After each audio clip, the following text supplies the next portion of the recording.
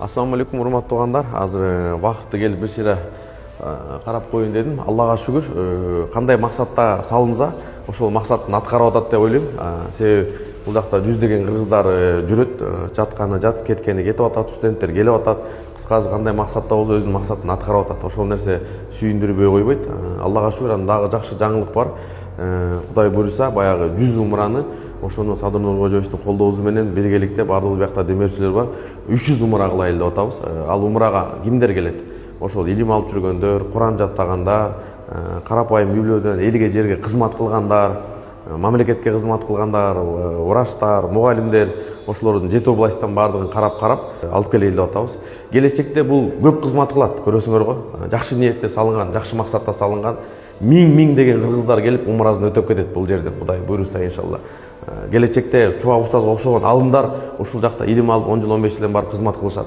Себеби муну салганын бир четте Умул Куро университетке жакын, ошол жакка салынганбыз. Бул жакта Чубак устаз ошол университетте окуган да.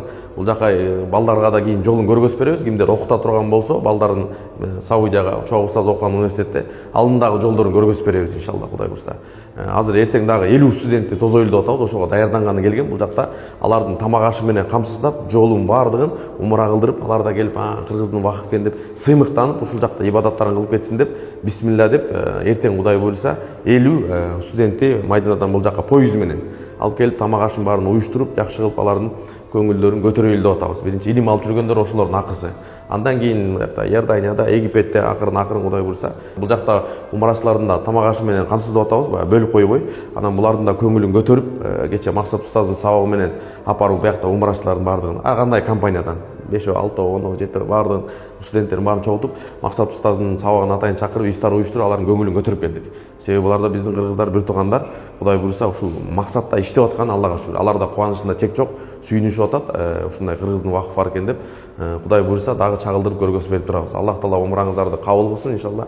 Анан келечекте мындай вакыфтан дагы 1-2 салайлы деп өзүбүздүн күчүбүз менен иншалла аракет кылып атабыз. Дуа кылып туруңуздар. Кудай буйруса иншалла ниет түз болсо ишке ашат экен. Мынакей ушул вакыттан көрүп өзүңүздөр үлгү алсаңыздар болот. Жакшы ниет кылайык, жакшы ниет жарым эмес. Ассаламу алейкум.